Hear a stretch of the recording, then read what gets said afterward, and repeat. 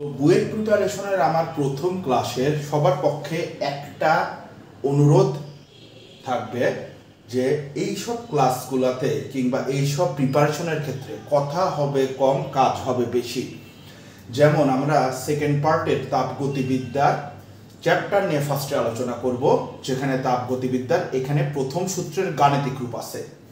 তো প্রথম সূত্রের গাণিতিক রূপ অনুযায়ী আমরা এখানে দেখতেছি ডিকিউ হচ্ছে তাপ, ডিইউ অন্তস্থ শক্তি, ডিডব্লিউ হচ্ছে কৃতকাজ। তার মানে কোনো সিস্টেমে যতটুকু তাপ দেওয়া হয় তার কিছুটা অংশ ব্যবহৃত হয় অন্তস্থ শক্তির পরিবর্তনে, কিছুটা অংশ ব্যবহৃত হয় বাহ্যিক কাজ সম্পাদনে।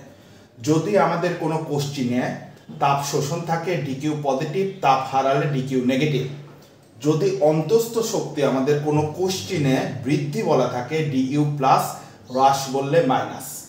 এবং আমাদের কোনো অঙ্ক দেখে যদি মনে হয় যে সিস্টেম কাজ করিছে তাহলে কৃতকাজটা হবে পজিটিভ, আর সিস্টেমের উপর যদি কাজ করা হয় কৃতকাজটা হবে নেগেটিভ।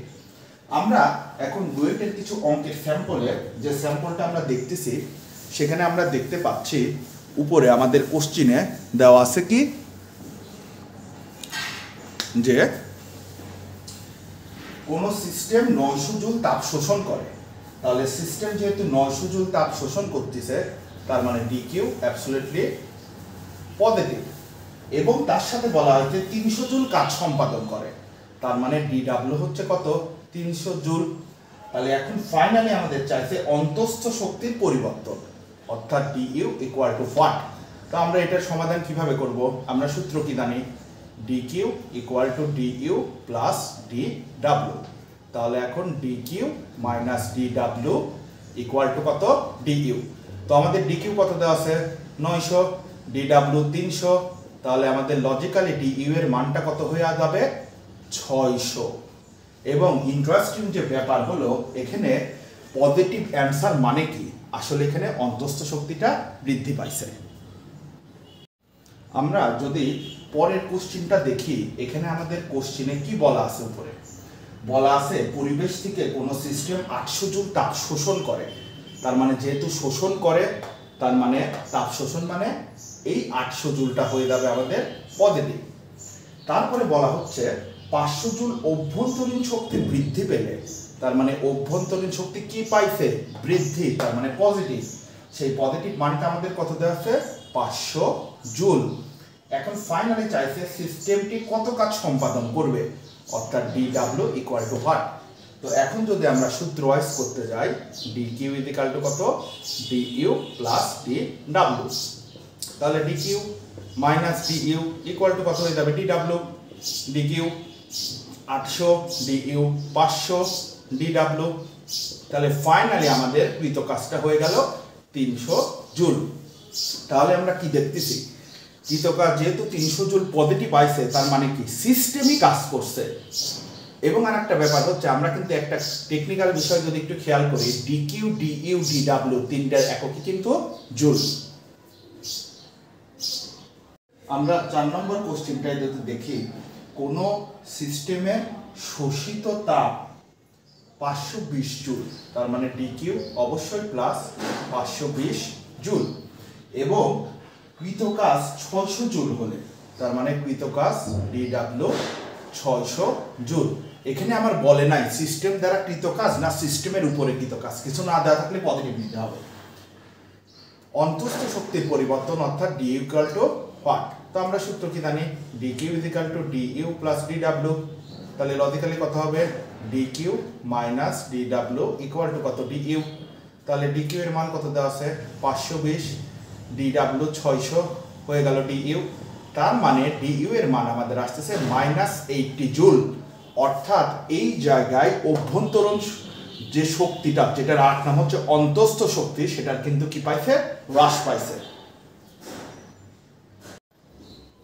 আমরা একটা ক্রিটিক্যাল অঙ্কে চলে যাচ্ছি, যে অঙ্কটা আমার দেওয়া আছে গ্যাসের রুদ্ধতাপীয় সংকোচনের সময়। এই যে ওয়ার্ডটা ব্যবহার করলো রুদ্ধতাপীয়, আমরা জানি তাপীয় প্রক্রিয়া দুইটা আছে, একটা হচ্ছে সমষ্ণ আর একটা হচ্ছে রুদ্ধতাপীয়। রুদ্ধতাপীয় প্রক্রিয়ায় কিন্তু রেডি আমরা জানি কি ডিকিউ ইকুয়াল টু 0, যেটা আমরা এইচএসসি লেভেল থেকে শিখে আসছি যে রুদ্ধতাপীয় প্রক্রিয়ায় মোট তাপের হিসাবটা কিংবা তাপের পরিবর্তনটা কত হবে 0। তো বলতিছে যে রুদ্ধতাপীয় সংকোচনের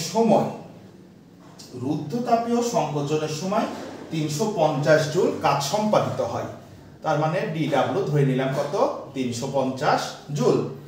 এখন বলতিছে উক্ত ব্যবস্থায় অন্তস্থ শক্তির পরিবর্তনের মান কত, অর্থাৎ ডিইউ ইকুয়াল টু হোয়াট। তো অঙ্ক কিন্তু আবার একটু প্যাচও আছে, যেরকম আমরা জানি ডিকিউ ইজ ইকুয়াল টু কত ডিইউ প্লাস ডিডব্লিউ। তাহলে যেহেতু রুদ্ধতাপীয় প্রক্রিয়া ডিকিউ এর মান কত 0, ডিইউ প্লাস ডিডব্লিউ, তাহলে ডিইউ ইকুয়াল টু কত হবে মাইনাস ডিডব্লিউ, ডিডব্লিউটা এই পাশে যায় মাইনাস হয়ে গেল। এখন একটা সমস্যাটা হইল যে আমরা কিন্তু কমন সেন্সে সবাই ডিডব্লিউর মান কত বসায় দেব 350। প্রশ্নটা যদি আবার দেখি যে এখানে আমার বলা আছে রুদ্ধতাপীয় সংকোচনের সময় 350 জুল কাজ সম্পাদিত হয়, তার মানে এখানে কৃত কাজটা হয়েছে সিস্টেমের উপর। যদি এখানে আমরা যে কোনো ম্যাথ কিভাবে বুঝবো কৃত কাজ প্লাস না মাইনাস, হিন্টস দুইটা। এক যদি বলে রুদ্ধতাপীয়, তখন আমার মাথায় থুয়ে দেওয়া লাগবে 50% ক্ষেত্রে কৃত কাজ হবে নেগেটিভ, কিন্তু তার সাথে যদি রুদ্ধতাপীয় সংকোচন ওয়ার্ডটা ব্যবহার করে তখন 100% শিওর হয়ে যেতে হবে আমাদের ডিডব্লিউটা হচ্ছে সিস্টেমের উপর কৃত কাজ হয়েছে, তার মানে ডিডব্লিউর মান হবে কত নেগেটিভ, 2 মাইনাসে হয়ে যাবে কত 350 জুল।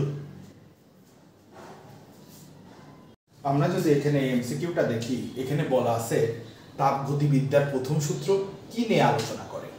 আমরা তো সূত্র দেখিয়েছি DQ is equal to DU plus DW, তার মানে কোন সিস্টেমের যতটুকু তাপ সরবরাহ করা হয় ততটুকু তাপ কাজের সমানুপাতিক হয়, আবার যতটুকু কাজ সম্পাদিত হয় ততটুকু হয় তাপের সমানুপাতিক।